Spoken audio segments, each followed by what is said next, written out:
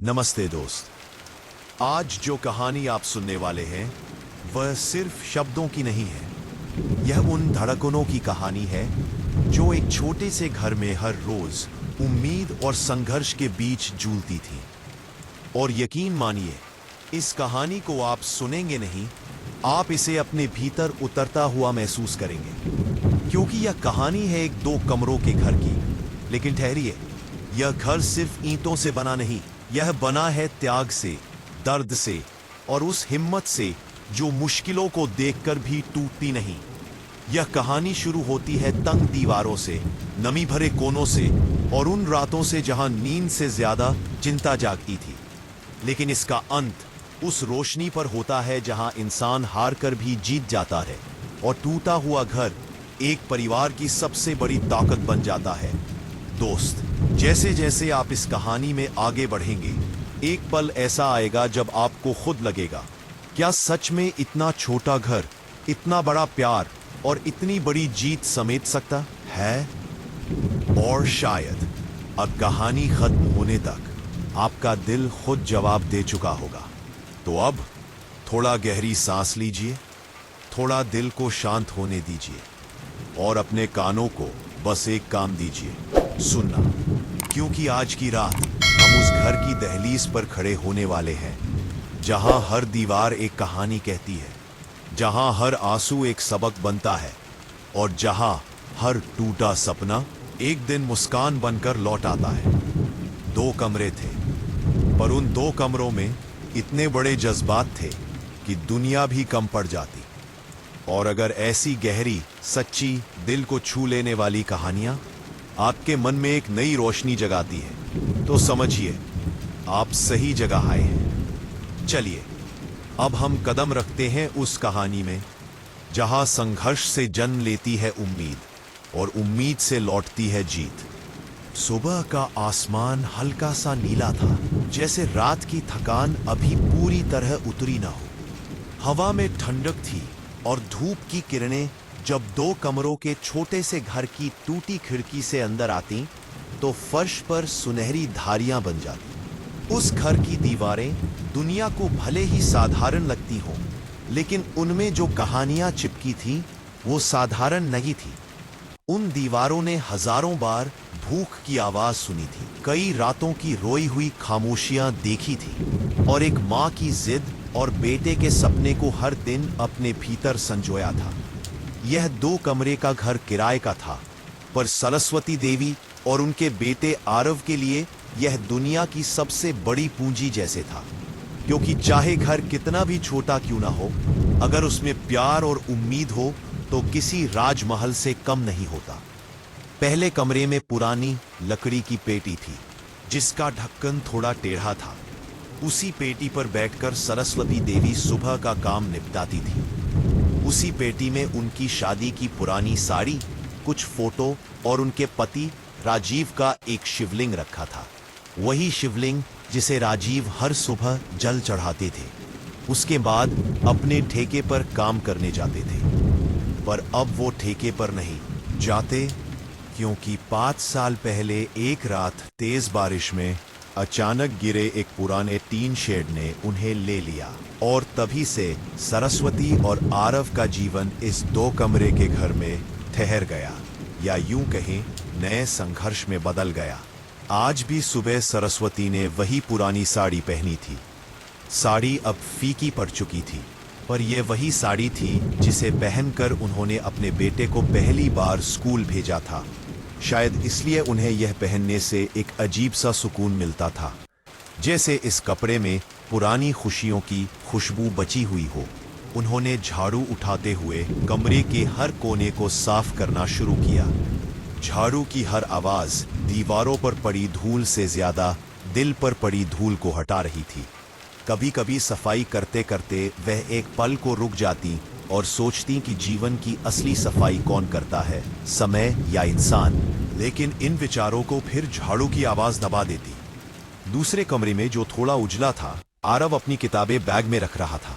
उसकी पुरानी किताबों की जिल्दें उधड़ी हुई थी। किताबों का वजन उसके कंधों से ज्यादा उसके सपनों में झूलता था।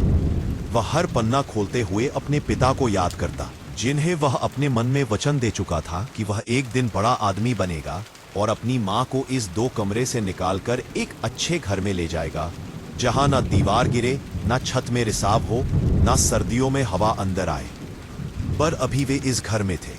आरव ने बैग बंद किया और अपनी शर्ट के ढीले बटन को ठीक करने लगा। तभी सरस्वती कमरे में आई। उनके चेहरे पर वही थकान थी जो हर रोज होती थी, पर आज थोड़ा अलग था। आज उनकी आंखों में चमक थी।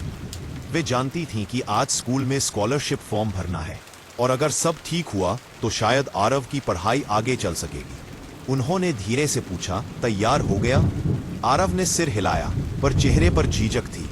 सरस्वती ने गौर किया, क्या हुआ? आरव ने थोड़ी देर चुप रहकर कहा, जूते का तला फट गया है, चलने में दिक्कत होती है। सरस्वती का दिल कसकर चुभा। उन्होंने खुद के पैर देखे। उनकी चप्पलें भी पिछले 6 महीनों से किसी चमत्कार की तरह चल रही थी। पर उसने अपने बेटे की इस छोटी सी बात को बड़ी तकलीफ समझकर कहा, कोई बात नहीं, शाम को किसी दुकान से सस्ता वाला ले आएंगे। अभी स्कूल जाओ, फॉर्म समय से भरना बहुत जरूरी है। आरव कुछ कहना चाहता था कि सरस्वती ने मुस्कुराकर उसकी शर्ट ठीक कर दी। उनकी उंगलियां पतली और कमजोर हो चुकी थीं, पर बेटा महसूस कर सकता था कि उसी स्पर्श में उसकी सारी परेशानियां गायब हो जाती हैं। वह बैग लेकर बाहर निकल गया। सरस्वती दरवाजे के पास खड़ी होकर उसे जाते हुए देखती रही। सड़क कच्ची थी, धूल उड़ती थी, लेकिन आरव की चाल में धूल नहीं, सपने थे। वह तेज कदमों से चलता गया, लेकिन टेढ़े जूते का तला उसे बार बार चुभ रहा था। पर उसने मां को बताया नहीं। उसे पता था कि मां के लिए 200 रुपए वाला जूता भी बड़ी बात है, और अगर उसने यह भी छोड़ दिया तो वह दवाई कैसे लेगी? पिछले महीने से जो खांसी बढ़ी थी वह डॉक्टर ने चेस्ट इन्फेक्शन बताया था, पर दवाई जब महंगी हो तो बीमारी भी मजबूरी की तरह घर में रहने लगती है। आरव के जाने के बाद घर में सन्नाटा फैल गया। सरस्वती को सन्नाटे से डर लगता था, क्योंकि उसमें वे अपने पति की आवाजें सुनने लगती थी, उनके हंसने की, उनके बुलाने की, उनके वादे निभाने की आवाजें। इसलिए उन्होंने तुरंत अपने काम का झोला उठाया। आज 3 घर काम पर जाना था और चौथे घर से बुलावा आ सकता था। बाहर निकलते ही उन्होंने पीछे मुड़कर अपने 2 कमरे के घर को देखा। छत के कोने पर काई जमी हुई थी और बारिश में वही हिस्सा सबसे ज्यादा टपकता था। पर इस घर की एक बात उन्हें बहुत प्यारी थी, यह घर कभी शिकायत नहीं करता था, चाहे उसमें कितनी भी कठिनाई क्यों ना हो। सरस्वती गली में चलने लगी। रास्ते भर उनकी नजर जमीन पर रहती, जैसे हर कदम गिन रही हो। मोहल्ले की औरतें उन्हें देखती और दबी आवाज में कुछ न कुछ कहती। कुछ लोग कहते कि सरस्वती अपने पति के जाने के बाद बहुत बदल गई है, कुछ कहते कि वह किस्मत की मारी है, पर असलियत सिर्फ सरस्वती जानती थी। उनका संघर्ष बोलता नहीं था, सिर्फ चलता था। पहले घर में बर्तन धोते हुए उन्हें बार बार खांसी आ रही थी, लेकिन काम रुकना नहीं चाहिए, यह उनकी जिंदगी का सबसे पहला नियम था। उधर स्कूल में आरव कक्षा में बैठा था, लेकिन उसका मन फॉर्म में अटका था। वह बार बार अपनी जेब टटोलता। फीस रसीद, फोटो और पहचान पत्र सब ठीक थे, पर फिर भी दिल में एक डर था, क्या अगर कोई गलती रह गई तो? स्कॉलरशिप ना मिली तो मां क्या करेगी? शाम को घर लौटते हुए उसके जूते का तला और खुल गया था। चलते चलते वह गिरते गिरते बचा, मगर उसने अपने दांत भींच लिए। वह नहीं चाहता था कि घर पहुंचकर मां उसके पैर देख ले और परेशान हो जाए। इसलिए गली के मोड़ पर पहुंचकर उसने जूते उतार दिए और हाथ में पकड़ लिए, ताकि पैर में मिट्टी लगे तो लगे, लेकिन मां को सच न पता चले। घर में प्रवेश करते ही उसने देखा मां अभी तक नहीं लौटी थी। कमरा थोड़ा अस्त व्यस्त था, शायद आज वे जल्दी में निकली होगी। उसने बैग रखकर पानी पिया। पानी का घड़ा आधा था। आरव ने घड़े को भरा। यह काम वह रोज करता था, क्योंकि यह उसकी मां का बोझ हल्का कर देता। थोड़ी देर बाद सरस्वती लौटी। उनका चेहरा थकान से जर्जर लग रहा था, माथे पर पसीना था और हाथों में लालपन। उन्होंने अपने पैरों में चप्पल उतारी और धीरे से बैठ गईं। आरव तुरंत उनके पास आया। मां, आप बैठिए, मैं पानी देता हूं। मां ने उसे देखा। वह मुस्कुराई, लेकिन मुस्कुराहट में दर्द था। आज थोड़ा ज्यादा काम हो गया। नए घर में सफाई करनी थी। ली? सरस्वती ने कहा, हाँ, ले ली। लेकिन यह सच नहीं था। आरव ने महसूस किया कुछ गड़बड़ है, पर उसने कुछ नहीं पूछा। रात का खाना बनाने के लिए सरस्वती रसोई में गई। गैस नहीं थी, इसलिए आज भी लकड़ी जलाकर दाल पकानी पड़ी। धुएं से उनकी आंखों में पानी आ जाता, लेकिन वो आज और कल सब भूलकर बाहर आती, जैसे सब ठीक हो। आरव ने स्कूल की बात बताई। आज फॉर्म जमा हो गया मां, 2 हफ्ते में लिस्ट लगेगी। सरस्वती ने खुशी छुपाते हुए कहा, बस भगवान सब अच्छा करे।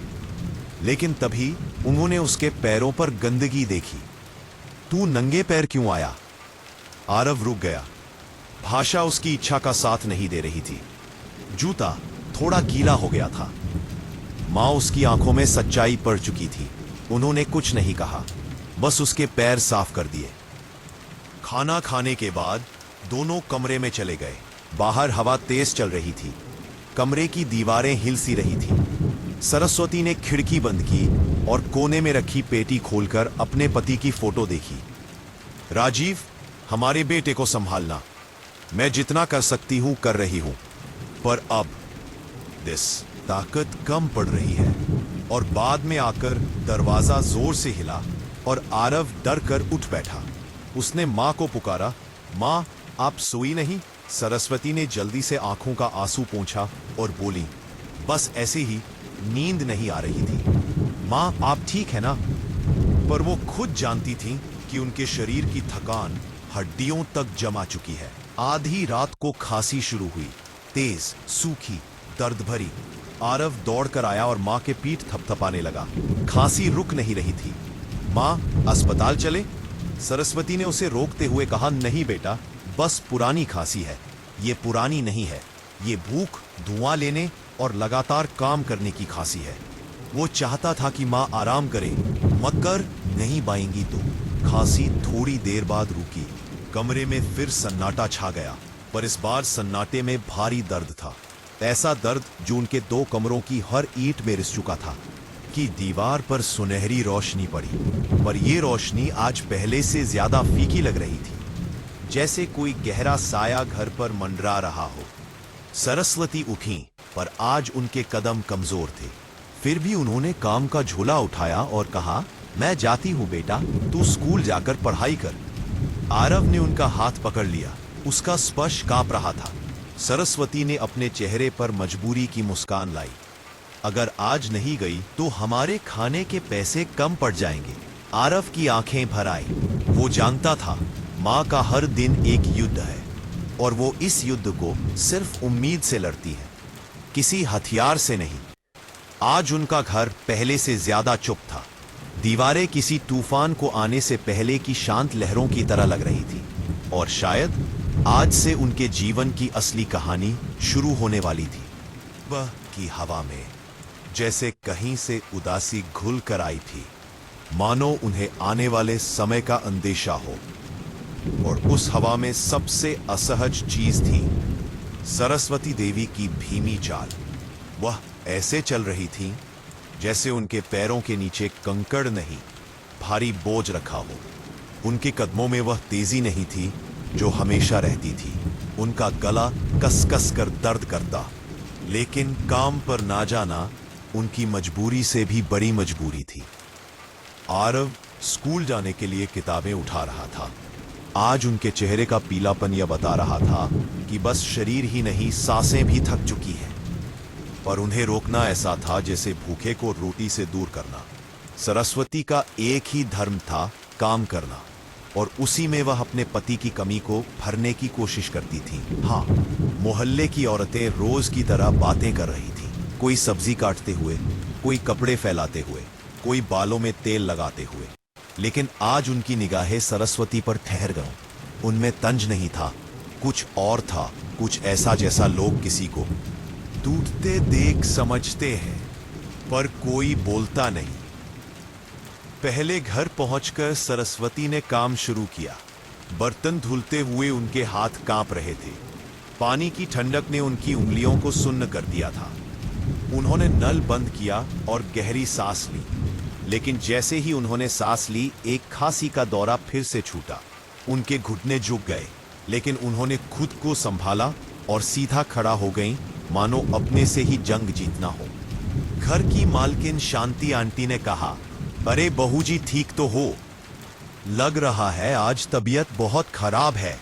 सरस्वती ने मुस्कान खींचकर कहा, सब ठीक है शांति दीदी, बस थोड़ी खांसी है, गुजर जाएगी। शांति आंटी ने महसूस किया कि यह गुजर जाएगी वाला वाक्य सिर्फ बीमारी के लिए नहीं, बल्कि जिंदगी के लिए भी है।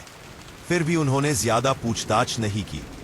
गरीब की बीमारी एक ऐसे राज की तरह होती है जिसे अमीर सुनकर भी समझ नहीं पाते।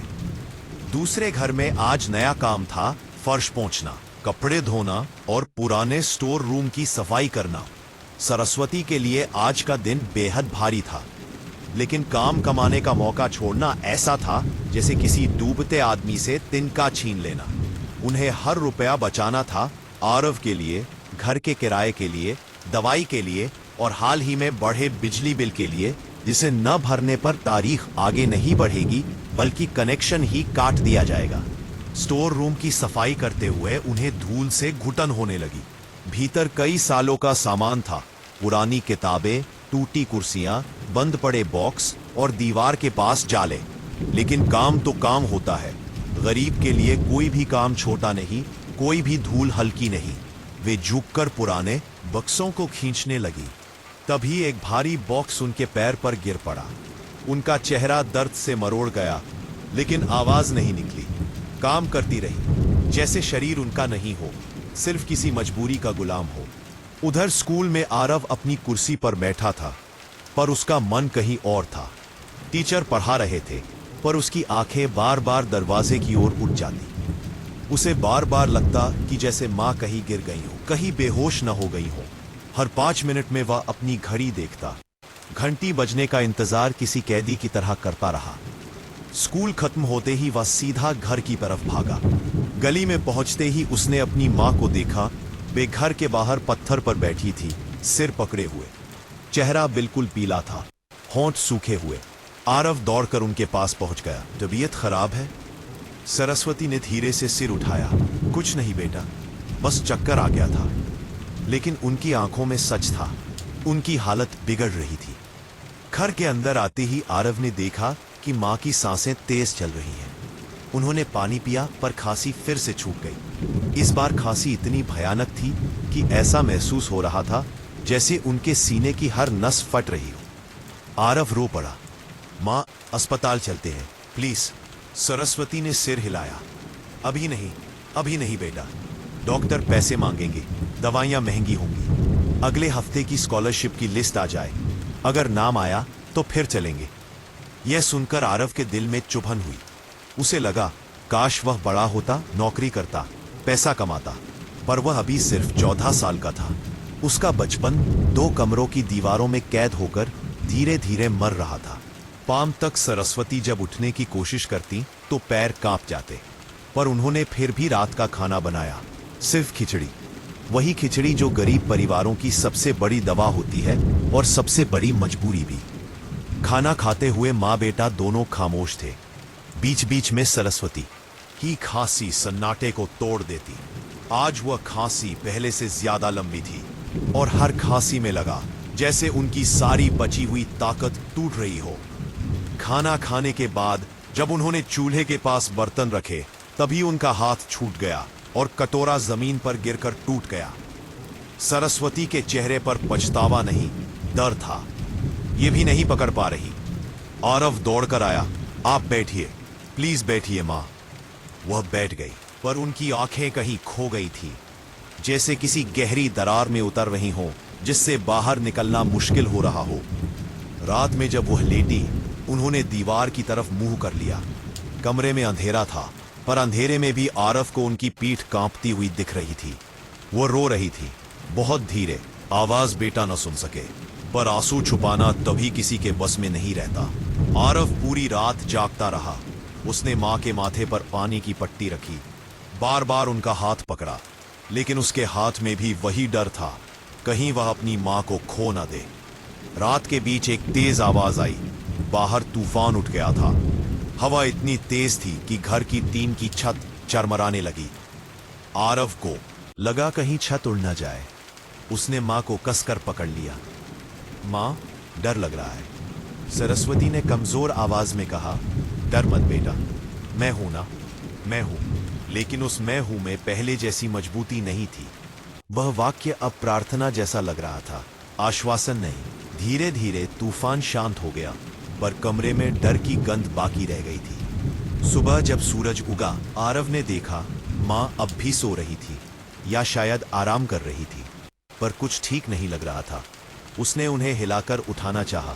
मां, सरस्वती ने आंखें खोली, पर उनकी आंखों में एक अजीब सी सुस्ती थी, जैसे उनके शरीर में अब ऊर्जा ही न बची हो। आज स्कूल मत जाओ, उन्होंने कहा। आरव ने चौंक कर पूछा, क्यों मां? बस आज रह जाओ, मेरी तबीयत ठीक नहीं है, मुझे डर लग रहा है। ये शब्द सुनकर आरव का दिल बैठ गया। मां कभी ऐसा नहीं कहती थी, कभी भी नहीं। चाहे कितनी भी बीमार हो, वह हमेशा कहती, स्कूल जा बेटा, पढ़ाई मत छोड़ना। लेकिन आज उन्होंने पहली बार खुद उसे रोक लिया था। आरव ने तुरंत फैसला किया, वह आज स्कूल नहीं जाएगा। वह मां के पास रहेगा। पूरा दिन वह मां के बगल में बैठा रहा। कभी पानी देता, कभी दवाई ढूंढता, कभी उनकी पीठ सहलाता। बीच बीच में खांसी के तेज दौरे आते, और हर दौरे के बाद मां की सांस और कमजोर हो जाती। शाम तक हवा में एक अजीब सी बेचैनी भर गई। ऐसा लगता था जैसे कोई अनहोनी दरवाजे पर खड़ी हो। रात होते ही सरस्वती की हालत अचानक बिगड़ने लगी। उनकी सांसें तेज चलने लगी, उनका चेहरा पसीने से भर गया, हाथ कांपने लगे। आरव पानी देने गया, लेकिन जब लौटा तो उसका दिल धड़कना बंद हो गया। मां बेहोश हो चुकी थी। मां उठो, मां प्लीज। वह चिल्लाया, हिलाकर उठाने की कोशिश की, मगर मां की आंखें बंद थीं, होठ सूखे थे और सांसें धीमी होती जा रही थी। गली में लोगों की आवाजें उठीं।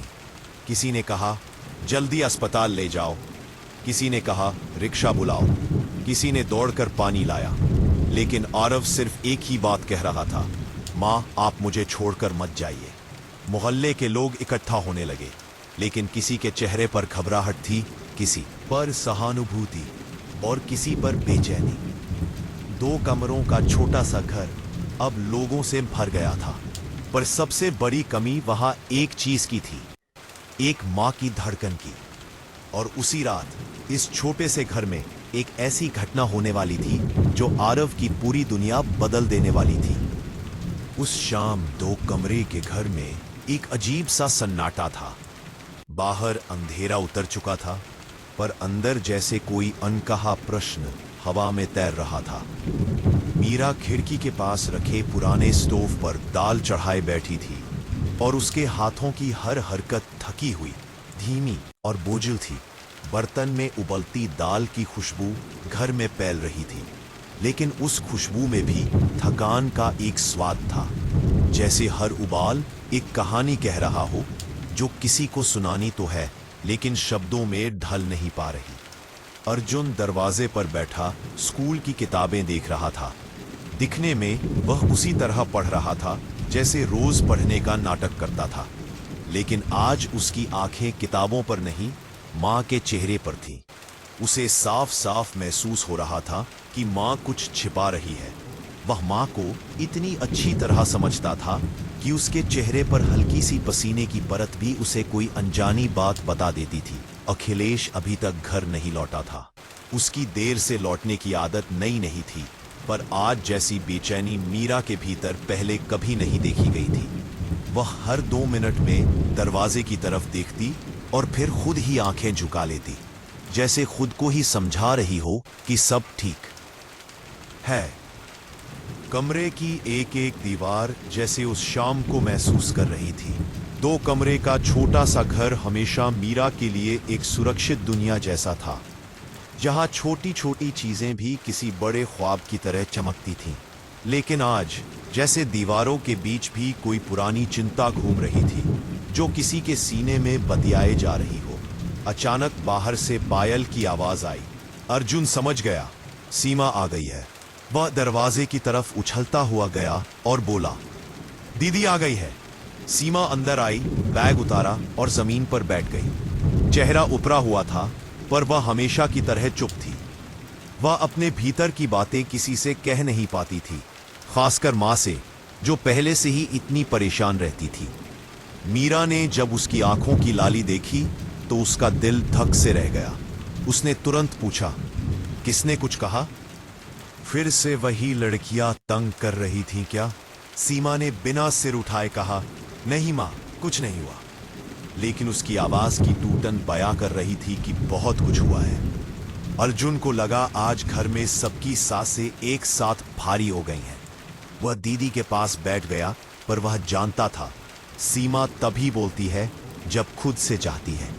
कुछ पल तक कमरे में केवल दाल का उबलता स्वर था, हल्का सा, धीमा सा, पर जैसे कोई धड़कन हो जो सुनाई भी दे और महसूस भी।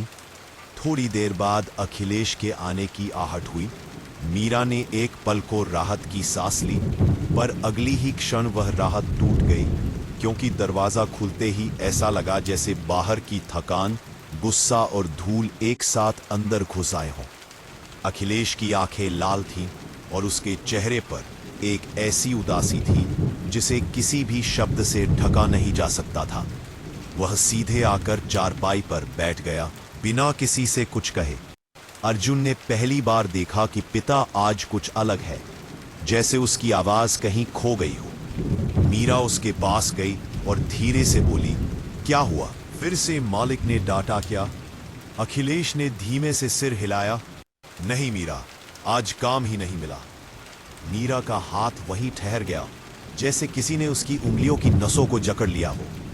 2 कमरे का घर अचानक और छोटा लगने लगा, जैसे ये दीवारें उनकी चिंता को संभालने में अब असमर्थ हों।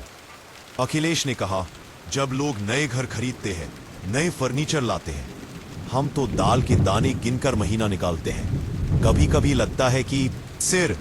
मीरा ने तुरंत बीच में ही कह दिया, ऐसा मत कहिए, सब ठीक होगा। पर उसके अपने शब्दों में ही भरोसा कम था। अर्जुन चुप था। वह समझ चुका था कि उसके पापा की आंखें खाली क्यों हैं, क्योंकि घर की जरूरतें उनसे बड़ी होती जा रही थी। और ये 2 कमरों का छोटा घर, जो कभी उन्हें दुनिया लगता था, अब जिम्मेदारियों की छाया में तंग हो रहा था, जैसे उम्मीदें भी अपने लिए जगह ढूंढने लगी हो। सीमा ने धीरे से अपना सिर उठाया और पापा की तरफ देखा। उसके होंठ कांपे। वह शायद कहना चाहती थी कि आज कुछ लड़कियों ने उसका मजाक बनाया, 2 कमरे के गरीब घर वाली, लेकिन वह बोल नहीं पाई। वह चाहती थी कि उसके पापा पर और बोझ न पड़े। वो अपनी बातें छिपा गई, जैसे इस घर में हर कोई अपने दर्द को कहीं अंदर दबा कर रख देता था। रात का खाना चुप्पी में हुआ। न दाल में नमक कम था, न रोटियां अधपकी थी, पर सबके खाने का स्वाद फीका था। उनकी चिंता जैसे खाने के बीच भी खड़ी थी। उस रात पहली बार अर्जुन को नींद नहीं आई।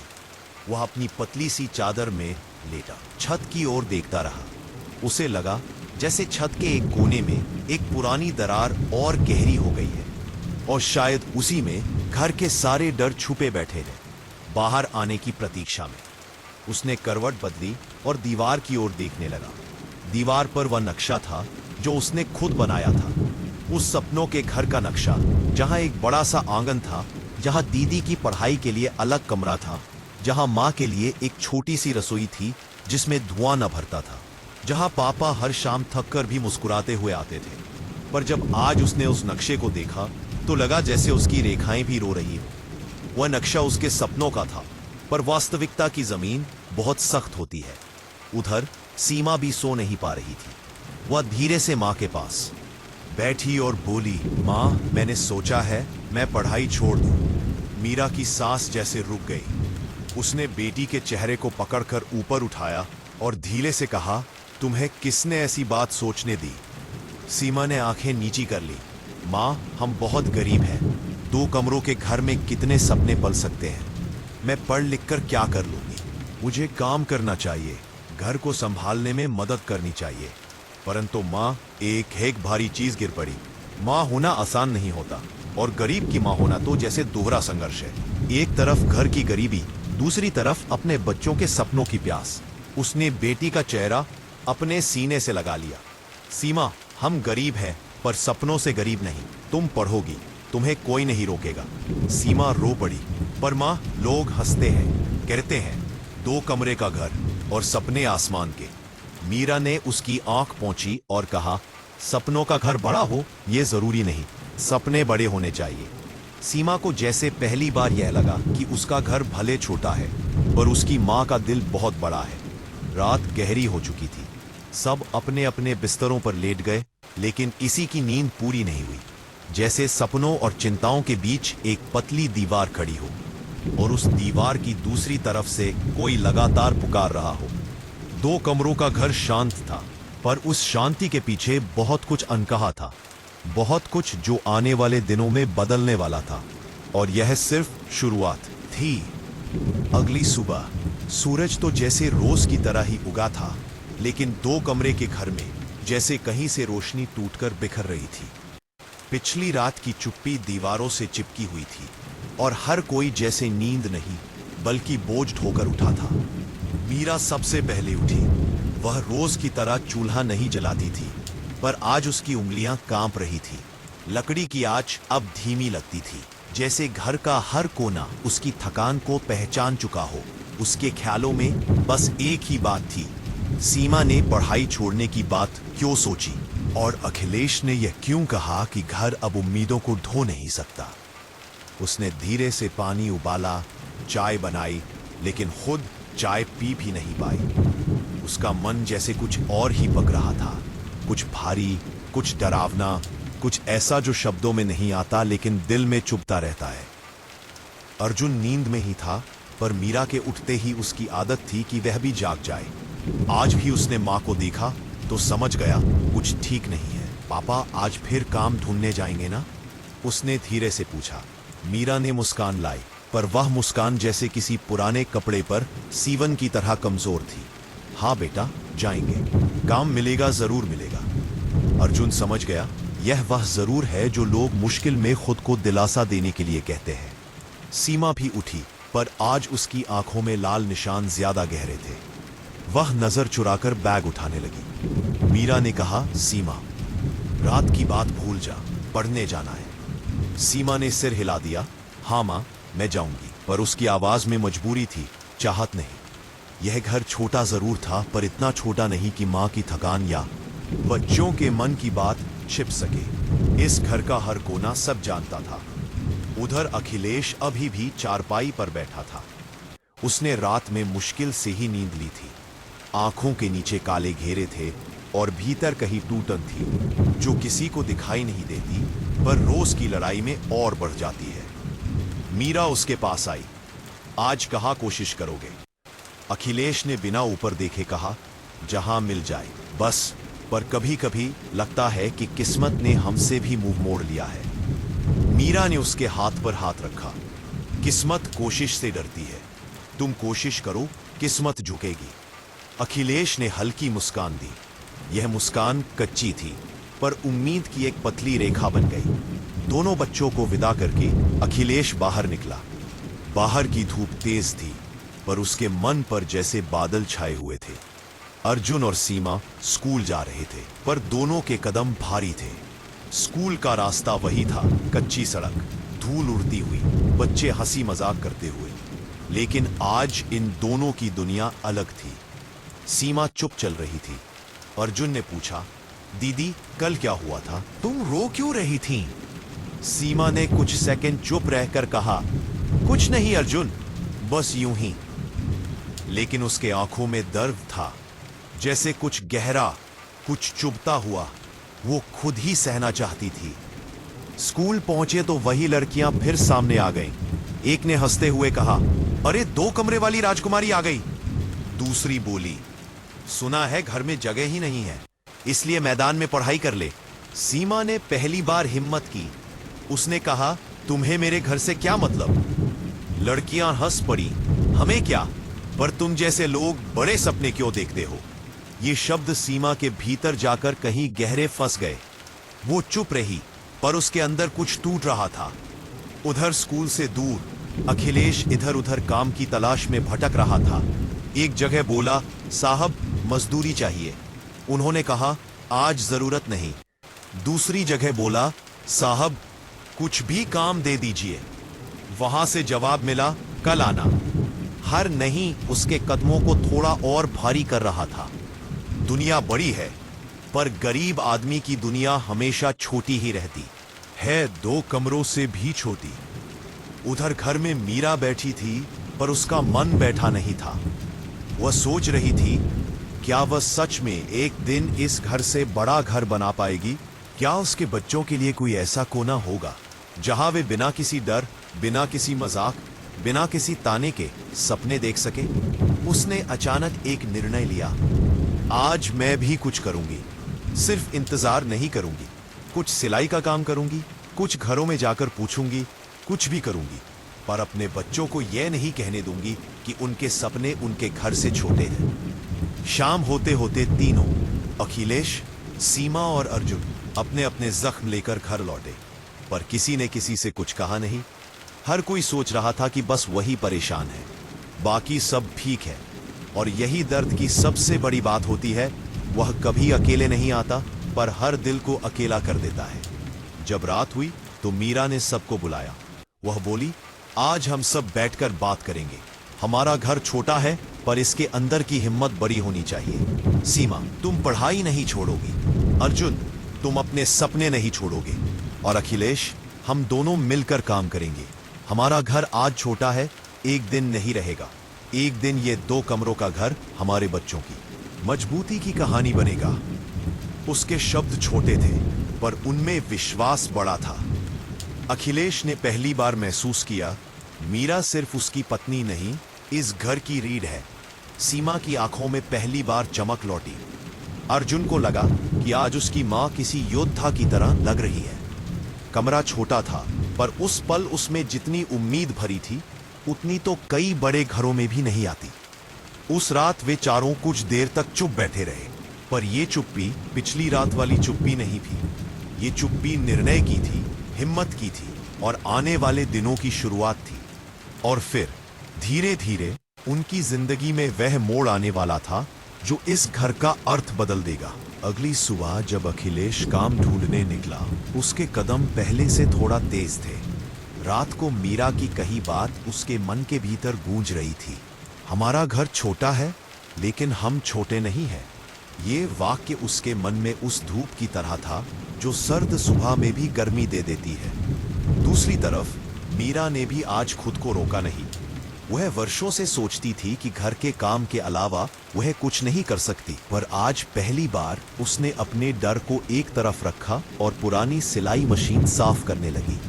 वह मशीन एक धरोहर थी, उसकी मां के हाथों की, और आज वह जैसे कह रही थी, जो डर में दबा था उसे जगाने का समय आ गया है। अर्जुन तैयार हो चुका था और अपने बैग को कंधों पर डालते हुए बोला, मां, शाम को जल्दी आ जाऊंगा। सर ने कहा है एक कहानी लिखने को 2 कमरों के घर पर, मैं तुम्हें दिखाऊंगा। मीरा उसे देखते हुए मुस्कुराई, अच्छी लिखना, ऐसा कि पढ़कर लगे कि 2 कमरों का घर भी दुनिया का सबसे खूबसूरत घर हो सकता है। अर्जुन ने सिर हिलाया और निकल गया। उधर सीमा भी तैयार हो चुकी थी, लेकिन उसके चेहरे पर अभी भी वह पुरानी चोट थी जो किसी ने दिखाई नहीं, पर हर ताना उसे और गहरा करता जा रहा था। पर आज वह खुद को थोड़ा अलग महसूस कर रही थी। शायद मां के शब्दों ने उसके भीतर कहीं मजबूत दीवार खड़ी कर दी थी। स्कूल के रास्ते में चलते हुए वह हवा को महसूस कर रही थी। धूप उसके चेहरे पर पड़ रही थी और जैसे कह रही हो, आज कुछ अलग है, आज कुछ बेहतर होगा। स्कूल पहुंचते ही वही लड़कियां सामने आई, लेकिन आज सीमा ने पहली बार उन्हें देखकर सिर झुकाया नहीं। एक लड़की बोली, अरे आ गई 2 कमरे वाली महारानी। दूसरी हंसी, आज फिर पढ़ाई का नाटक करेगी? सीमा ने पहली बार उनकी आंखों में देखते हुए कहा, हाँ पढ़ूंगी, क्योंकि मेरा घर भले ही छोटा हो, पर मेरे सपने नहीं।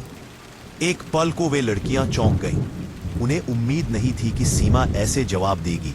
उनकी हंसी एक पल के लिए रुक गई। सीमा आगे बढ़ गई। उसका कदम आज भारी नहीं था, बल्कि मजबूत था। उधर अखिलेश बस्ती से बाहर चौक की तरफ गया। वहां मजदूरों की लाइन लगी थी। कुछ लोग अपने अपने औजार लिए खड़े थे, कुछ उम्मीद में कि आज उन्हें काम मिलेगा, कुछ इस डर में कि अगर आज नहीं मिला तो घर में चूल्हा कैसे जलेगा। जब एक ट्रक वहां रुका और मालिक चिल्लाया, 5 आदमी चाहिए, तुरंत आओ। सब भागे। अखिलेश वहीं ठहर गया। दिल के भीतर एक पुरानी पीड़ा फिर जाग गई। वह सोच रहा था, क्या मैं सच में इतना कमजोर हूं? क्या मेरी किस्मत आज भी मेरी तरफ नहीं देखेगी? लेकिन जैसे ही वह घूमकर वापस जाने लगा, एक बुजुर्ग आदमी ने उसके कंधे पर हाथ रखा। अरे बेटा, उदास क्यों? आज काम नहीं मिला तो क्या, कल मिल जाएगा। हम गरीबों की जिंदगी में यही तो सबसे बड़ा हथियार है, उम्मीद। अखिलेश ने बूढ़े का हाथ पकड़ लिया। कभी कभी लगता है उम्मीद भी थक जाती है, वो बोला। बूढ़ा मुस्कुराया।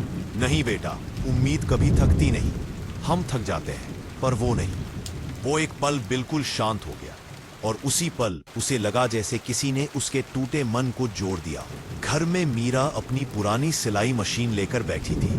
पहली बार उसने घर घर जाकर पूछा, बहन, सिलाई करवानी हो तो बता देना, डिजाइन भी खुद कर दूंगी। कुछ लोगों ने हाँ कहा, कुछ ने कहा कल आना, कुछ ने यह सोचकर मुंह फेर लिया कि यह गरीब क्या काम करेगी। लेकिन मीरा इन्हें देखकर टूटी नहीं, बल्कि हर नहीं उसकी हिम्मत को और तेज कर रही थी। दोपहर होते होते उसे 2 ब्लाउज और एक कुर्ती की सिलाई का काम मिल गया। उसके चेहरे पर चमक पहली बार इतनी साफ थी जैसे 2 कमरे के घर की दीवारें भी सुन रही हों। आज घर में कुछ बदलेगा। शाम को अर्जुन आया। उसने माँ को बताया कि टीचर ने उसकी कहानी बहुत पसंद की। सीमा ने आकर माँ के पास बैठते हुए कहा कि आज किसी ने उसे चिढ़ाया नहीं, दरअसल किसी की हिम्मत ही नहीं हुई। अखिलेश भी लौटा।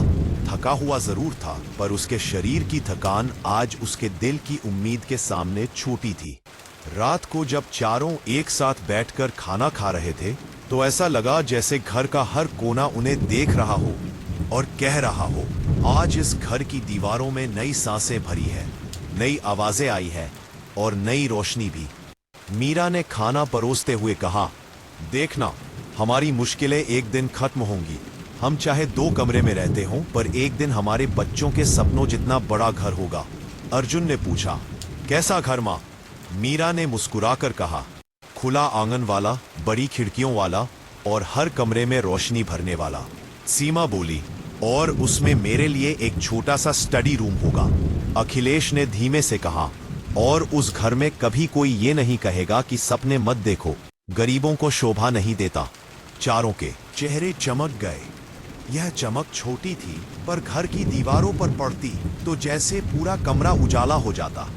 और उस रात जब सब सो गए, 2 कमरे का घर पहली बार इतने सालों में मुस्कुराया, क्योंकि उसे महसूस हो गया था अब यह घर सिर्फ दीवारें नहीं, यह घर अब सपना है और उस सपने की असली उड़ान अभी शुरू ही हुई थी। इन सुबह जब सूरज धीरे धीरे 2 कमरे के घर की टेढ़ी दीवारों पर चढ़ रहा था, मीरा अपने छोटे से आंगन में बैठी सिलाई कर रही थी। उसकी उंगलियां धीरे धीरे मशीन चलाती थीं, लेकिन उसके भीतर कहीं एक तेज आत्मविश्वास जाग चुका था। वह जब कपड़े पर पल्लू की कढ़ाई बना रही थी, उसके मन में हजारों ख्याल बोल रहे थे। कैसे वह इस घर को बदल देगी, कैसे अपने बच्चों की पढ़ाई पूरी करवाएगी और कैसे एक दिन इस घर की तंग दीवारें उनके सपनों के आगे छोटी पड़ जाएंगी। लेकिन उन ख्यालों के बीच एक डर भी था। आखिर यह सब कब तक चलता रहेगा? मेहनत का फल कब घर आएगा? वह सोचते सोचते मशीन रोक देती, फिर खुद को संभाल कर दोबारा शुरू कर देती। 2 कमरे का घर जैसे उसकी हर सांस के साथ उसकी चिंता को सुन रहा था। दीवारें भी लगता था कि उसके मुश्किलों को समझती हैं। खिड़की के पास रखा पुराना स्टोव उसे याद दिलाता कि हर दिन कितना संघर्ष है। लेकिन आज उसके मन में डर कम था और उम्मीद थोड़ी ज्यादा। उसने पहली बार महसूस किया कि घर में अब वह अकेली नहीं लड़ रही। अखिलेश, सीमा और अर्जुन तीनों अब उसके साथ खड़े हैं। उधर अखिलेश आज भी काम की तलाश में निकला, लेकिन उसके कदम संघर्ष से भारी नहीं थे। उसकी छाती में एक अजीब सी ताकत थी। वह रास्ते में एक पुराने निर्माण स्थल पर रुका। वहां कुछ मजदूर काम कर रहे थे, लेकिन मालिक का चेहरा परेशान दिखाई दे रहा था। अखिलेश ने पूछा, साहब काम चाहिए क्या? मालिक ने ऊपर से नीचे तक उसे देखा और बोला, काम तो है, पर दिन भर का बहुत कड़ा काम होगा, उठा लोगे? अखिलेश बिना एक पन सोचे बोला, साहब मैं दुख भी उठाता हूं, ठेला भी उठा लूंगा, बस काम दे दीजिए। मालिक ने हंसकर कहा, चलो हिम्मत है तुम में। और पहली बार अखिलेश को बिना मिन्नतों के काम मिल गया। वह ईंटें ढो रहा था, सीमेंट उठा रहा था, हर फावड़ा उसका शरीर तोड़ रहा था, लेकिन उसके मन में सिर्फ एक ही चीज घूम रही थी, आज वह घर कुछ बेहतर ले जाएगा, आज वह मीरा के हाथों में उम्मीद देकर लौटेगा। काम करते करते उसके हाथों की पुरानी गांठें खुलने लगी और दर्द की लकीरें बिखर रही थीं। वह खुद को महसूस कर रहा था, मजबूत, जिम्मेदार और जीवित। दिन ढल गया, हाथ छिल गए, पीठ दर्द से जल रही थी, लेकिन उसके होठों पर पहली बार गर्व की मुस्कान थी। उधर स्कूल में सीमा का दिन आज अलग था। जिस लड़की ने उसे रोज चिढ़ाया था, आज वही लड़की उसके पास आई। शायद कल सीमा की हिम्मत ने उसे चौंका दिया था। उसने धीमे से कहा, सीमा तुमने कल बहुत हिम्मत दिखाई। सीमा ने कहा, हिम्मत नहीं, बस सच कहा। लड़की कुछ देर चुप रही, फिर बोली, तुम हमसे अलग हो पर बुरी नहीं। सीमा ने पहली बार किसी के शब्दों में सम्मान महसूस किया। वह मुस्कुराई नहीं, लेकिन उसके दिल में एक कमरा खुल गया, जिसमें अब शर्म की जगह आत्मविश्वास आ गया था। अर्जुन स्कूल में चुपचाप बैठा था, पर आज उसकी आंखों में नई ऊर्जा थी।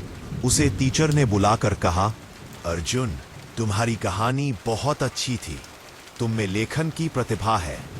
यह सुनकर उसके मन में जैसे बिजली दौड़ गई। वह हमेशा सोचता था कि क्या वह सच में कुछ कर सकता है, क्या वह 2 कमरों के इस छोटे से घर से बाहर निकल पाएगा। और आज टीचर के शब्दों ने उस दीवार को पहली बार झटका दिया, सपनों की दीवार। घर में मीरा सिलाई कर रही थी, तभी 2 और महिलाएं उसके दरवाजे पर आ गईं। उन्होंने कहा, नहीं बहन, सुना है तुम अच्छी सिलाई करती हो, हमारे कपड़े भी ले लो। मीरा की आंखों में चमक आ गई। वो बोली, हाँ कर दूंगी। और उसकी गोद में कपड़ों का छोटा सा ढेर बढ़ने लगा। ये ढेर सिर्फ कपड़ों का नहीं था, ये उम्मीदों का ढेर था, भविष्य का, सपनों का और आत्मनिर्भरता का। शाम को जब अखिलेश घर लौट रहा था, उसकी जेब में कुछ नोट थे, कम, बहुत कम, पर इतने कि घर में आज एक अतिरिक्त सब्जी आ सकती थी। वो रास्ते में सब्जी वाले से थोड़ा सा टमाटर, 2 आलू, कुछ हरी मिर्चें ले आया। इतने सालों में पहली बार उसने महसूस किया कि वो सिर्फ थकान लेकर घर नहीं जा रहा, वह खुशी भी ले जा रहा है। जब वो घर पहुंचा तो उसने देखा मीरा सिलाई कर रही है, बच्चे पढ़ रहे हैं, घर की हवा जैसे बदल गई है।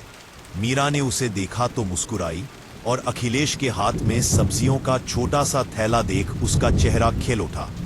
ये थैला किसी बड़ी खुशी जैसा था, क्योंकि उसमें संघर्ष की जीत थी। रात को चारों एक साथ बैठकर खाना खा रहे थे। आज दाल में खुशबू थोड़ी ज्यादा थी, सब्जी थोड़ी रंगीन थी, लेकिन सबसे ज्यादा खूबसूरत था उनके चेहरों पर लौट आया उजाला। अखिलेश ने बच्चों से पूछा, आज स्कूल अच्छा था? सीमा ने कहा, हाँ पापा, आज किसी ने कुछ नहीं कहा। अर्जुन बोला, मुझे कहानी लिखने की तारीफ मिली। मीरा ने धीरे से अखिलेश का हाथ पकड़ा और बोली, देखा, हमारा परिवार आगे बढ़ रहा है। एक रात 2 कमरे का घर फिर जागता रहा। छत की दरारें मुस्कुराती लग रही थी, दीवारें पहली बार हल्की थी, हवा में सुकून था। ऐसा लग रहा था जैसे यह छोटा घर कह रहा हो, तुम चलो, मैं तुम्हारे साथ हूं। मैं छोटा हूं पर तुम्हारे सपनों का रास्ता बड़ा बनाऊंगा। और उस रात जब सब सो गए, मीरा जागती रही। वह अपने बच्चों को देख रही थी, फिर अखिलेश को, और फिर उन पतली दीवारों को। एक रात एक ही बात बोल रही थी, अब हमारी किस्मत बदलेगी। अब यह घर सिर्फ घर नहीं रहेगा, यह हमारा संघर्ष, हमारी ताकत और एक नई शुरुआत बनेगा। और उसी रात जैसे किस्मत ने छुपके से दरवाजे पर दस्तक दी हो, एक ऐसा मोड़ उनके इंतजार में था जो आने वाले दिनों में उनकी जिंदगी की दिशा ही बदल देगा। दो कमरों के उस छोटे से घर में आज एक ऐसी चुप्पी थी जो दीवारों पर भी बोझ बनकर टंगी हुई थी। सुबह की धूप खिड़की से अंदर घुसती जरूर थी, लेकिन आज उसका उजाला भी घर के दुख को कम नहीं कर पा रहा था। मंजरी रात भर नहीं सोई थी। उसकी आंखें सूजी हुई थीं और चेहरा ऐसे थका हुआ जैसे बरसों पुराना दुख एक ही रात में उसके कंधों पर लाद दिया गया हो। अंश अपनी किताबें खोले बैठा था, मगर उसका मन पढ़ाई में बिल्कुल नहीं लग रहा था। उसे लग रहा था जैसे उसकी दुनिया ही बदल गई हो। बाहर से गुजरती ठंडी हवा दरवाजे को हिलाती और भीतर अलग अलग खामोश सांसें आपस में टकराकर एक लंबा सा सन्नाटा खड़ा कर देती थी। सुबह सुबह अचानक दस्तक हुई। मंजरी चौंक गई। इतने दिनों से घर में अजनबी कदमों की आवाज सुनना बंद हो चुका था। जब उसने दरवाजा खोला, सामने रामलोचन खड़ा था, वही बुजुर्ग पड़ोसी जो अक्सर बच्चों जैसा मुस्कुराता था। लेकिन आज उसके चेहरे पर मुस्कान नहीं थी, सिर्फ चिंता थी। उसने धीरे से पूछा, सब ठीक तो है ना बहू? सुबह सुबह अंश को अकेला बाजार में देखा। उसका चेहरा बहुत उतरा हुआ था। यह सुनकर मंजरी की आंखें अनायास ही भर आईं। उसने खुद को संभाला और कहा कि सब ठीक है, लेकिन उसकी आवाज खुद उससे भी झूठ नहीं बोल सकी। रामलोचन धीरे से अंदर आया और बोला, देख बहू, दुख जितना बांटा जाए उतना हल्का होता है। मत छुपा, बता क्या हुआ। यह सुनते ही मंजरी की मजबूत लगी दीवार एकदम टूट गई। उसने सब बता दिया। सोहन के नौकरी से निकाले जाने की बात, कर्ज का बढ़ना, बीमारी और पैसों की तंगी, और घर में हर दिन बढ़ता तनाव। रामलोचन ने सब चुपचाप सुना। उसकी आंखों में उम्र की बुद्धि थी और दिल में गरीबी का अनुभव। वह बोला, मुसीबतें इंसान को तोड़ती नहीं, उसे उसकी असली ताकत दिखाती है। और याद रखना, यह 2 कमरों का घर छोटा जरूर है, पर इसका दिल बड़ा है। यह कूटेगा नहीं। उसकी ये बातें कमरे की हवा में कुछ ऐसी उतरी कि जैसे किसी ने अंदर रोशनी जलाई हो। उसी समय सोहन भी घर लौटा। चेहरे पर हार और थकान की परतें साफ दिख रही थी। पैर खींचते हुए जैसे तैसे अंदर आया और दीवार के पास बैठ गया। मंजरी एक पल को उसे देखती रही। वह वही आदमी था जो कभी मजाक करता, सपने दिखाता और घर में हंसी भर देता था, लेकिन आज उसके कंधे झुके हुए थे। अंश धीमे कदमों से उसके पास आया और बिना कुछ कहे उसका हाथ पकड़ लिया। सोहन की आंखें भर आईं। उसने बेटे को सीने से लगा लिया। उस एक आलिंगन में इतनी मजबूती थी कि जैसे 2 कमरे का घर फिर से खड़ा हो गया हो। थोड़ी देर बाद सोहन ने बात शुरू की। उसकी आवाज कांप रही थी, लेकिन आंखों में एक उम्मीद की हल्की चमक दिखाई दे रही थी। मैं हार नहीं मानूंगा, उसने धीरे धीरे कहा। आज एक पुराना दोस्त मिला था। उसने काम दिलाने की कोशिश करने का वादा किया है। छोटी मजदूरी से शुरुआत करनी पड़ेगी, पर मैं करूंगा। बस तुम लोग साथ देना। पूरा घर उस पल बिल्कुल शांत था और मंजरी ने सोहन का हाथ पकड़ा और कहा, हम पहले भी साथ थे, आज भी हैं। शाम होने लगी। अंश ने सोहन से कहा कि वह भी काम करेगा, ट्यूशन लेगा, सामान लाएगा, ले जाएगा, कुछ भी। सोहन उसे देखकर बोला, तुम्हारा काम पढ़ाई है। लेकिन मंजरी ने बेटे के कंधे पर हाथ रखकर धीरे से कहा, जितना बन पड़े उतना मदद कर सकता है। बच्चे भार नहीं लेते सोहन, घर में रोशनी बढ़ाते हैं।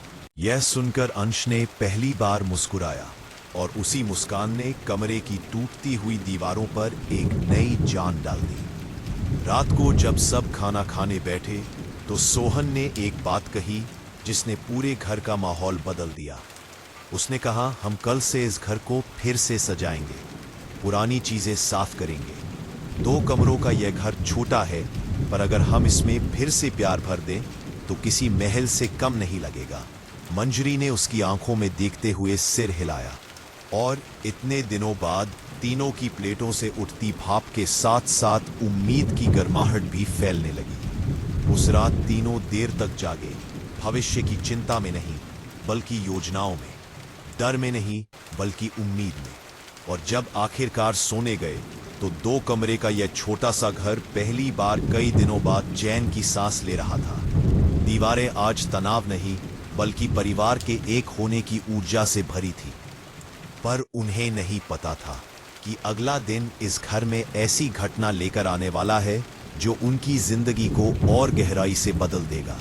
अगली सुबह 2 कमरों का छोटा सा घर एक नई शुरुआत की खुशबू से भरा हुआ था।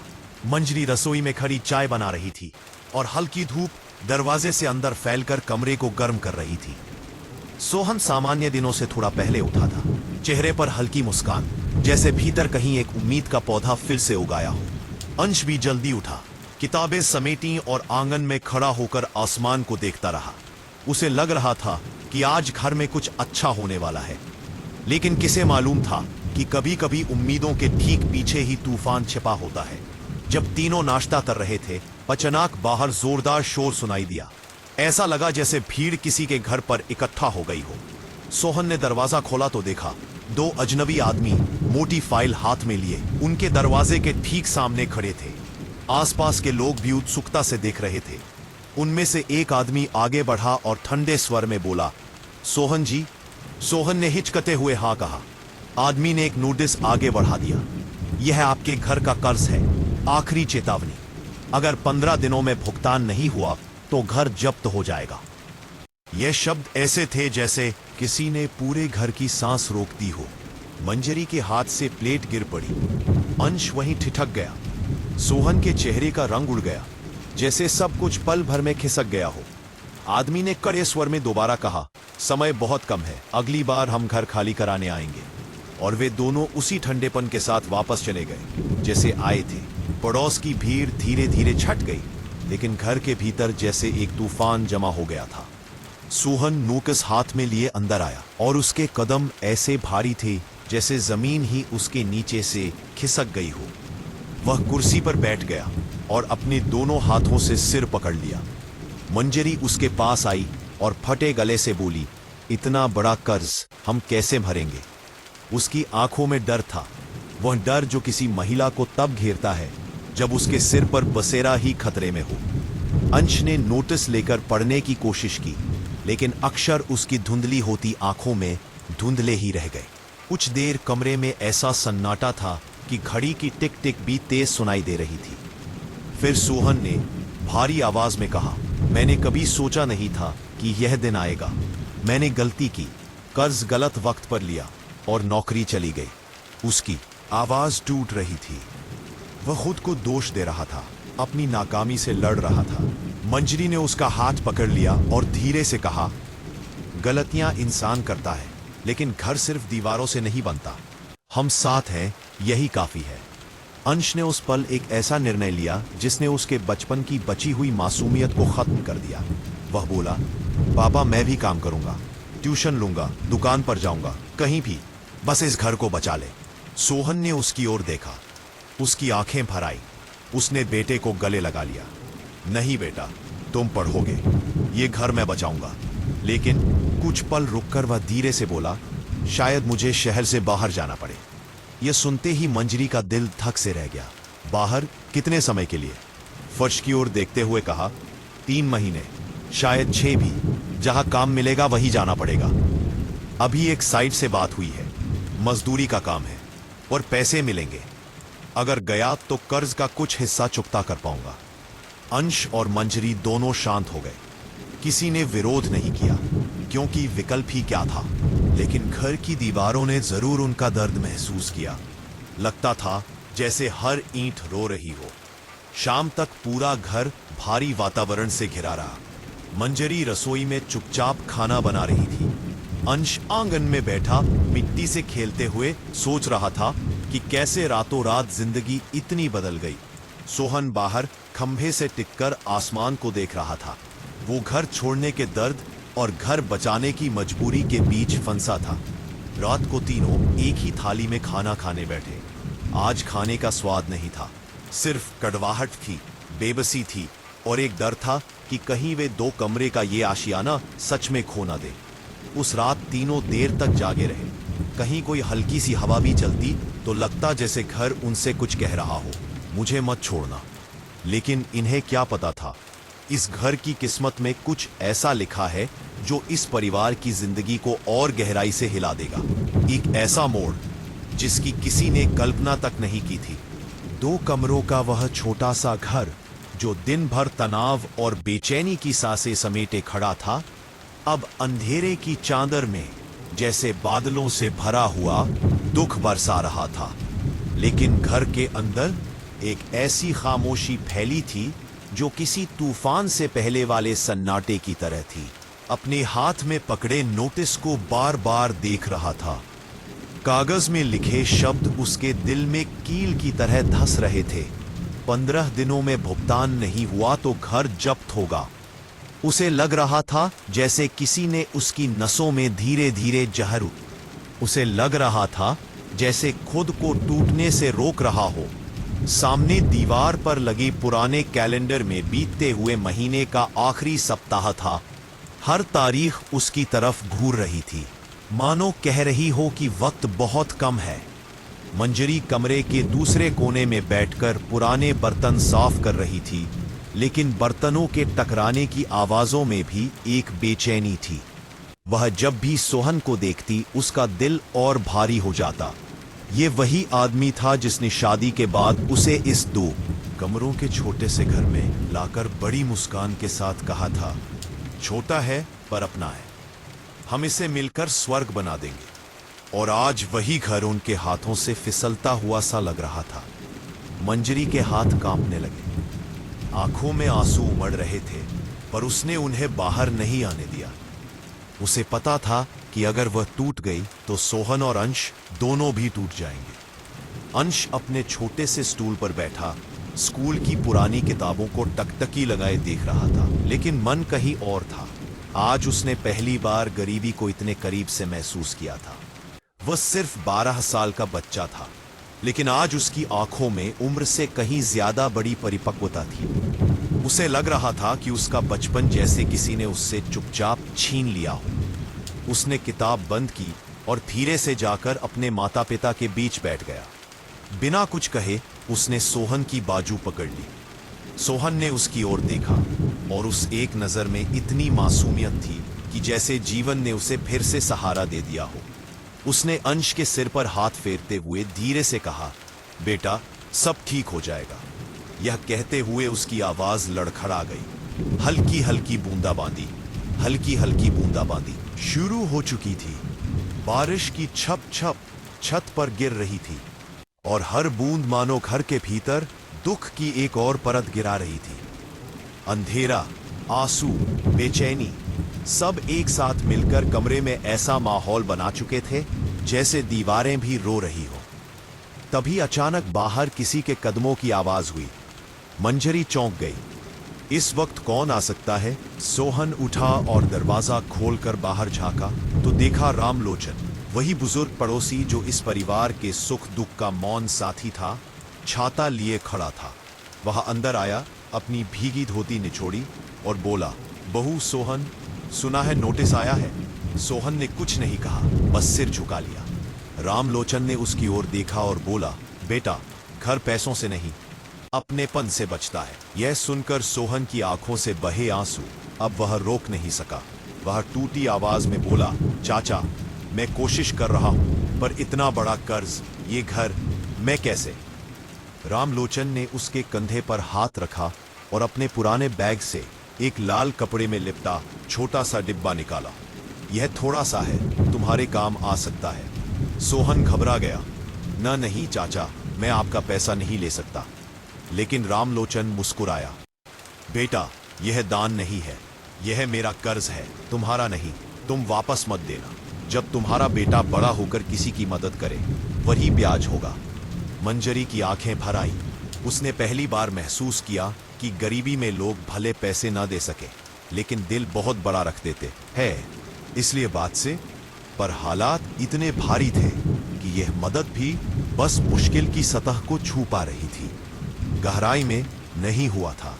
घर अब भी खतरे में था। रात बीतने लगी, रामलोचन चला गया। सोहन का अंधेरा फिर से गहरा हो गया। मंजरी और अंश एक ही खाट पर बैठे रहे। कोई सो नहीं पा रहा था। बाहर हवा तेज हो गई थी। ऐसा लग रहा था जैसे प्रकृति भी उनके दुख में रो रही हो। उसी समय बिजली एक पल के लिए चमकी और पूरे आंगन को रोशन कर गई। उसी रोशनी में मंजरी को घर की टूटी हुई दीवार पर नमी की एक लंबी दरार दिखाई दी। वह चौंक पड़ी। दरार नीचे से शुरू होकर धीरे धीरे ऊपर तक जाती थी। वह उठी और हाथ से दीवार को छुआ। दीवार गीली थी, कमजोर थी। उसके मुंह से निकला, हे भगवान, अगर यह दीवार टूट गई तो। सोहन भी तत्काल उठ गया। अंश घबरा गया। तीनों टॉर्च लेकर दीवार की जांच करने लगे। बाहर की बारिश तेज हो चुकी थी और दीवार के दूसरी ओर से पानी रिस रहा था। यही वही दीवार थी जो दूसरे कमरे को अलग करती थी और जिसकी नींव बहुत पुरानी थी। सोहन का दिल बैठ गया। अगर यह गिर गई तो घर का आधा हिस्सा ढह जाएगा।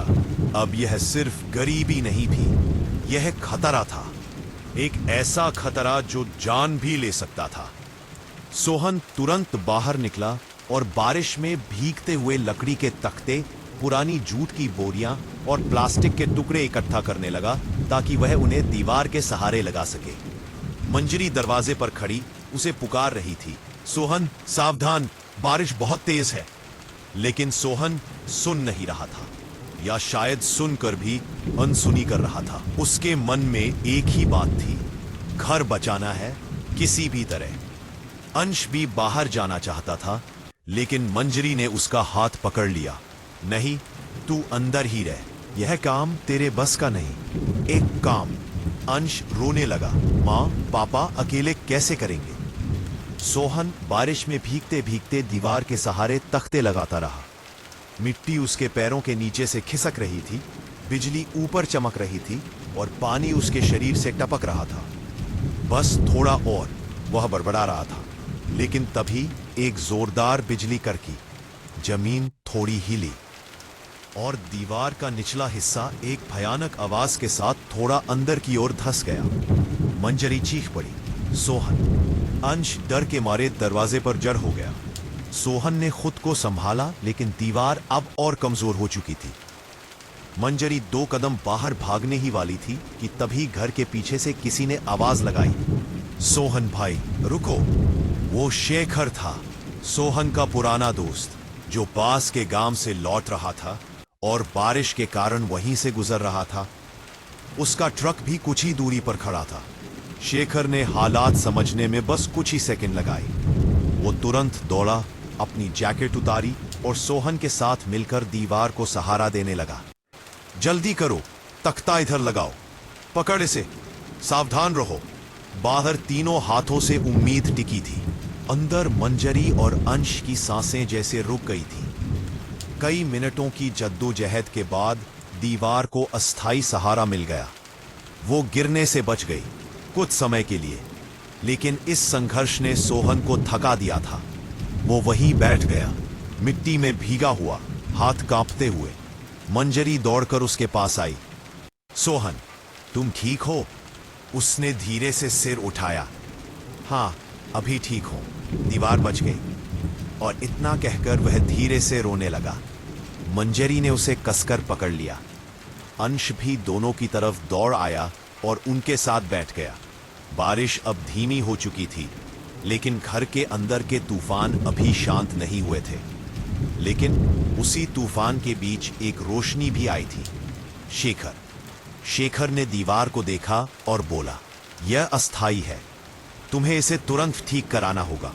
और एक बात और है सोहन। सोहन ने उसकी ओर देखा। शेखर ने कहा, जिस साइट पर मैं काम करता हूं वहां मजदूरों की जरूरत है। अगर तुम कल सुबह चलो तो मैं तुम्हें काम दिलवा सकता हूं। अच्छी मजदूरी मिलेगी। अगर 15 दिन जमकर काम करो तो शायद घर बच जाए। सोहन के अंदर जैसे नई जान लौट आई। वह बोला, मैं कल ही चलूंगा, चाहे कुछ भी हो। मंजरी ने आंखें पोंछी। अंश ने उसका हाथ पकड़ा।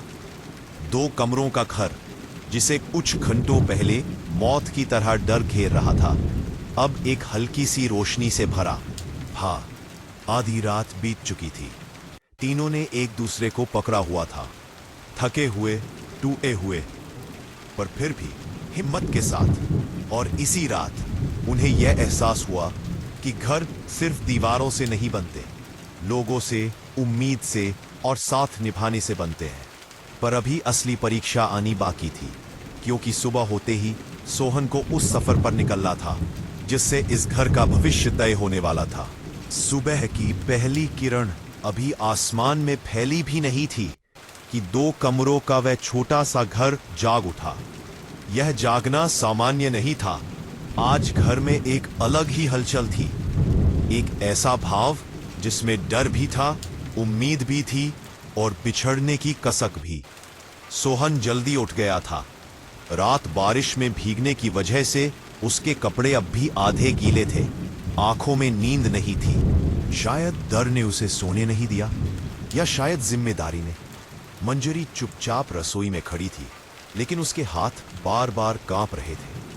हर बार जब वह चाय की भाप उठते देखती, उसे लगता अब कुछ देर बाद उसी चाय की खुशबू को सोहन दूर कहीं याद करेगा।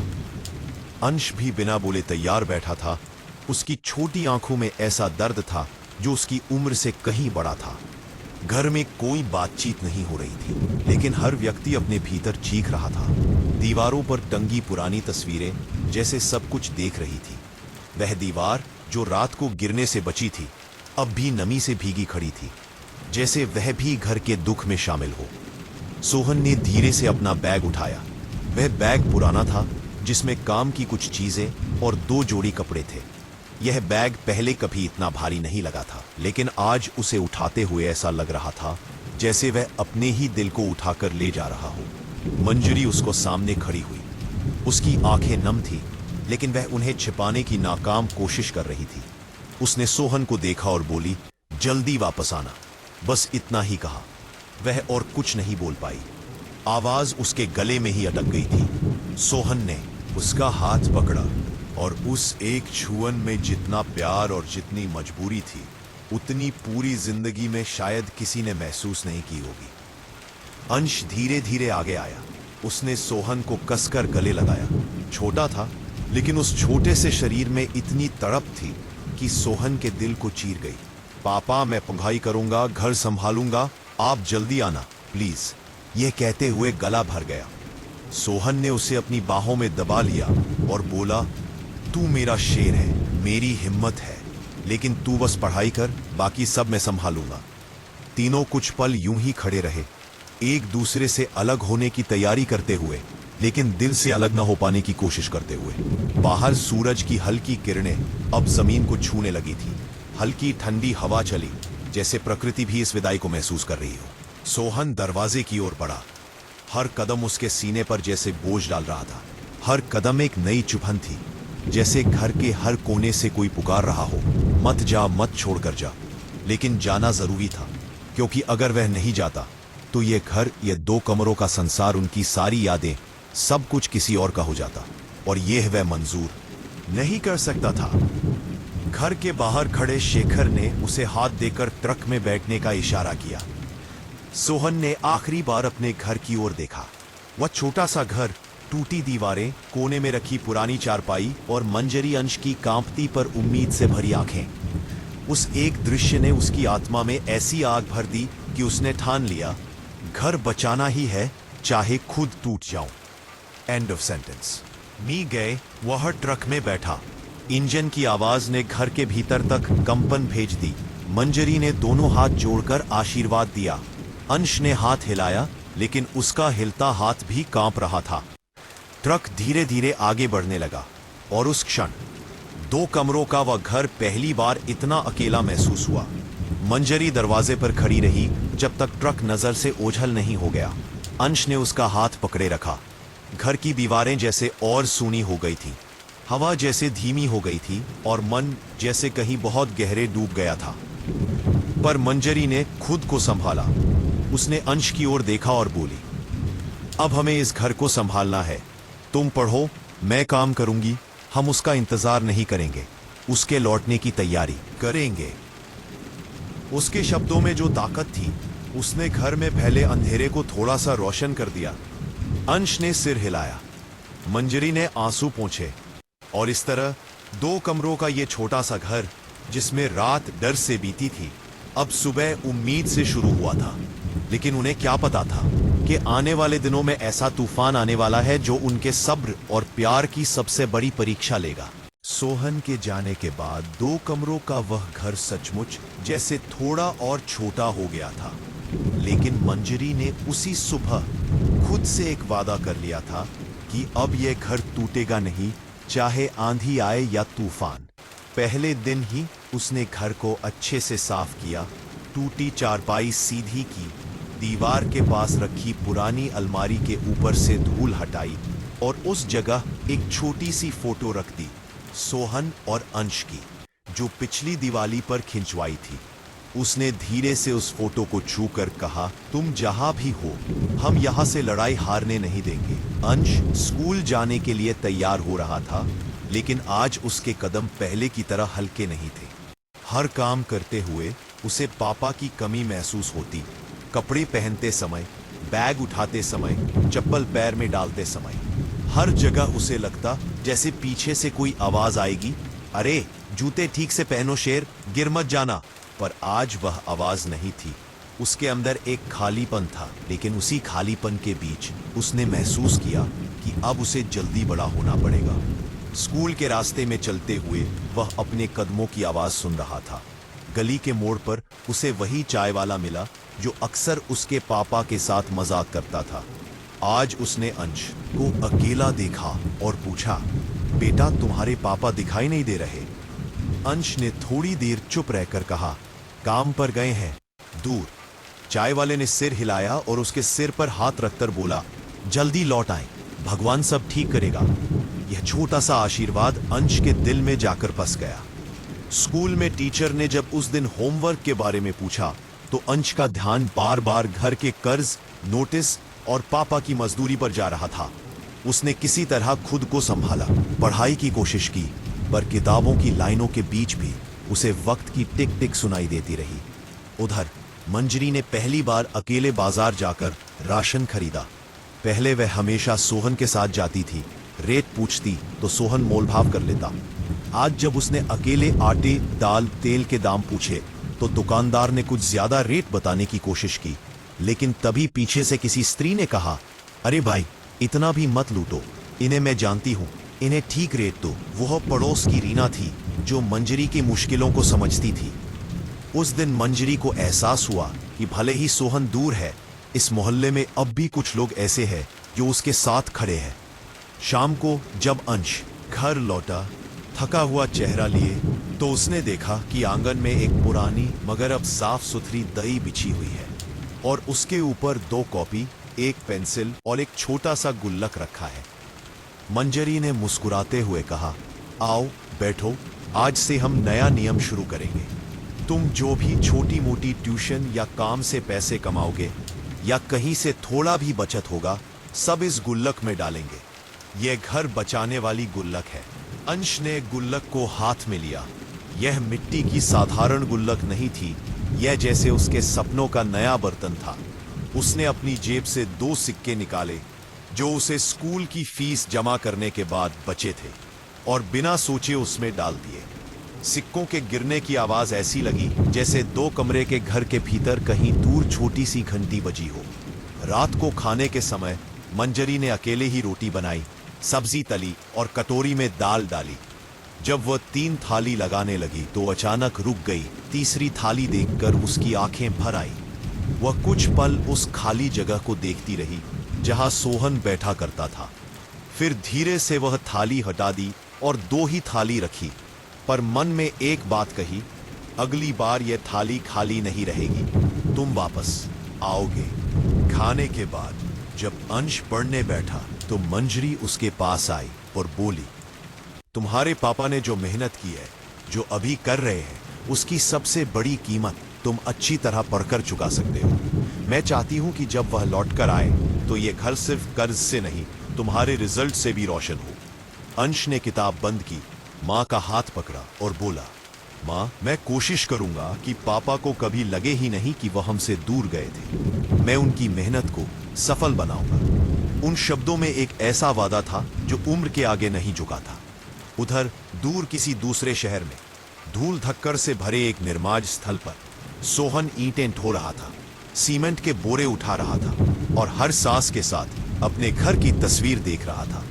हर विश्राम के पल में वह जेब से मंजरी और अंश की फोटो निकालता, उसे देखता और फिर आंखें बंद करके मन ही मन कहता, ज्यादा दिन नहीं, बस थोड़ा और सब। मजदूरी भारी थी, शरीर टूटता जा रहा था, हाथों में नए छाले पड़ गए थे, पर दिल में सिर्फ एक ही ताकत थी, अपना घर, अपना छोटा सा 2 कमरों का संसार वापस सुरक्षित देखना। एक शाम काम के बाद जब मजदूर अपनी अपनी चारपाई पर बैठे बातें कर रहे थे, तो किसी ने कहा, अरे सोहन, तू इतना क्यों तड़प रहा है उस छोटे से घर के लिए? यहां रह, थोड़ा और पैसे जमा कर, फिर कहीं और नया घर ले लेना। यह सुनकर सोहन ने धीमी हंसी के साथ जवाब दिया, घर दीवारों से नहीं बनता, वहां रहने वाले लोगों से बनता है। मेरा घर भले छोटा हो, पर उसमें मेरी पूरी दुनिया रहती है, मैं उसे नहीं छोड़ सकता। उसकी आंखों में पानी आ गया, पर वह सीधा आसमान की तरफ देखने लगा ताकि कोई उसके आंसू ना देख सके। उधर कई दिनों के बाद 2 कमरों के घर में एक और बदलाव आया। मंजरी ने अपनी सिलाई के काम को बढ़ाने का फैसला किया। उसने जितनी भी हिम्मत थी जुटाई और गली के मोड़ पर जाकर एक छोटे से खंभे पर कागज चिपका दिया। सिलाई, फॉल, पिको, ब्लाउज, बच्चों के कपड़े, मंजरी टेलर, कम दाम में अच्छा काम। यह उसके लिए सिर्फ एक कागज नहीं था, यह उसके संघर्ष का सार्वजनिक ऐलान था। कुछ ही दिनों में 2-3 औरतें कपड़े लेकर आईं, किसी की साड़ी का फॉल, किसी के बच्चे की यूनिफॉर्म की सिलाई। रात को जब पूरी बस्ती की रोशनी मध्यम हो जाती, उस समय 2 कमरों के घर की आधी दीवार पर लटके छोटे बल्ब की रोशनी में मंजरी की सिलाई मशीन की टक टक टक आवाज सुनाई देती रहती। यह आवाज अब थकावट की नहीं, उम्मीद की लगती थी। अंश वहीं बगल में बैठकर पढ़ता रहता, बार बार बीच बीच में पानी लाकर रखता, धागा पकड़कर देता और कभी कभी गलती से गिरा भी देता तो दोनों हंस पड़ते। उस हंसी में थोड़ी थकान होती, पर बहुत सुकून होता। इसी तरह दिन बीतते गए। काम, स्कूल, सिलाई, गुल्लक में सिक्कों की छोटी छोटी खनक और हर रात सोहन की याद में खामोश प्रार्थनाएं। कर्ज का बोझ पूरी तरह कम नहीं हुआ था, खतरा अभी टला नहीं था, पर अब इस घर के दिल में डर से ज्यादा भरोसा था। मंजरी दिन में 2 बार दरवाजे के पास खड़ी होकर सड़क को देखती, शायद आज कोई चिट्ठी आए, शायद सोहन का फोन आए, शायद कोई खबर आए कि काम अच्छा चल रहा है। और एक शाम जब सूरज ढलते समय आकाश को हल्का सा नारंगी बना रहा था, अचानक गली के छोर पर एक जाना पहचाना साया दिखाई दिया। पंजों के बल खड़ा अंश उधर झांक रहा था और 2 कमरों के इस घर की दीवारों ने पहली बार महसूस किया कि शायद अब कहानी एक नए मोड़ पर पहुंचने वाली है। सुबह की नीली रोशनी जैसे ही 2 कमरों के घर की खिड़की से भीतर आई, मंजरी ने महसूस किया कि आज हवा में कुछ अलग था, एक हल्कापन, एक सुकून जो महीनों से इस घर ने महसूस ही नहीं किया था। सोहन बाहर आंगन में खड़ा था, हाथ में एक कप चाय और चेहरे पर वह मुस्कान जो लौटकर आने के बाद उसके चेहरे से कभी गई ही नहीं। अंश अभी अभी जागा था और अपने पापा को देखकर उसके चेहरे पर जो चमक आई वह किसी त्योहार से कम नहीं थी। आज पहली बार ऐसा लग रहा था कि यह घर सिर्फ ईंट और चूने का नहीं, बल्कि जीत और विश्वास का घर बन चुका है। सोहन ने अपनी पत्नी और बेटे को पास बुलाया और धीरे धीरे उन्हें वह बात बताई जो वह कल रात बताना चाहता था, पर सही समय खोज रहा था। उसने कहा कि उसकी नई नौकरी में अब उसे बेहतर वेतन मिल रहा है और अगले ही महीने वह अपने परिवार के लिए एक पक्का भविष्य तैयार कर सकता है। यह सुनकर मंजरी की आंखों में चमक आ गई, नई उम्मीदों की, नए सपनों की। उसने चूल्हे के पास बैठते हुए कहा, सोहन, हमें अब कुछ भी जल्दी नहीं है। इस घर ने हमें जो सिखाया है उसे हम जीवन भर साथ रखेंगे। बड़ा घर आए या ना आए, हमने अपना भरोसा वापस पा लिया है। अंश उनके पास बैठा सब सुन रहा था और उसके मन में बस एक ही ख्याल था कि उसकी पढ़ाई, उसकी मेहनत अब और मजबूत होनी चाहिए ताकि वह भी एक दिन अपने माता पिता के लिए कुछ बड़ा कर सके। दोपहर होते होते मोहल्ले की 2-3 औरतें सिलाई का काम लेकर आई। मंजरी ने मुस्कुराते हुए कपड़े लिए और काम में लग गई। मशीन की टप टक आवाज अब बोझ जैसी नहीं, बल्कि उत्साह जैसी लगती थी। आंगन में खड़ा सोहन अपने घर को देखता रहा, टूटी दीवारें, पुरानी छत, छोटा सा आंगन, पर आज यह सब इतना सुंदर लग रहा था जैसे दुनिया का सबसे प्यारा आशियाना हो। उसे एहसास हुआ कि घर बड़ा नहीं होने चाहिए, दिल बड़ा होना चाहिए, और उनके घर का दिल अब पहले से बहुत बड़ा और मजबूत था। शाम को तीनों ने साथ बैठकर खाना खाया। आज खाने में वही साधारण दाल चावल था, पर स्वाद में जैसे कोई अनकहा उत्सव घुला हुआ था। खाना खाते समय अंश ने कहा, माँ पापा, जब मैं बड़ा हो जाऊंगा मैं इस घर की हर दीवार ऐसी बनवाऊंगा कि कोई परेशानी फिर कभी यहाँ कदम न रख सके। सोहन ने उसके कंधे पर हाथ रखा और बोला, घर दीवारों से नहीं इरादों से सुरक्षित होता है, और तुम्हारा इरादा दुनिया की सबसे मजबूत दीवार है। रात को जब सब सोने गए, 2 कमरों का वह घर शांत था, लेकिन उस शांति में डर नहीं था, उसमें सुकून था। जीवन की सारी आंधियों से गुजरकर अब यह घर एक नई उजली सुबह का इंतजार कर रहा था। सोहन ने नींद में जाते हुए मंजरी का हाथ पकड़ा और फुसफुसाया, हम जीत गए। और सचमुच कर्ज से लड़ाई हो या किस्मत से, अकेलेपन से जंग हो या थकावट से, इस छोटे से घर ने साबित कर दिया था कि जब परिवार साथ हो, विश्वास टूटता नहीं बल्कि और गहरा हो जाता है। 2 कमरों का यह घर अब सिर्फ एक घर नहीं था, यह उस कहानी का आखिरी पन्ना था जिसे पढ़कर हर दिल यही कहे, छोटे घरों में ही सबसे बड़ी जीतें जन्म लेती है।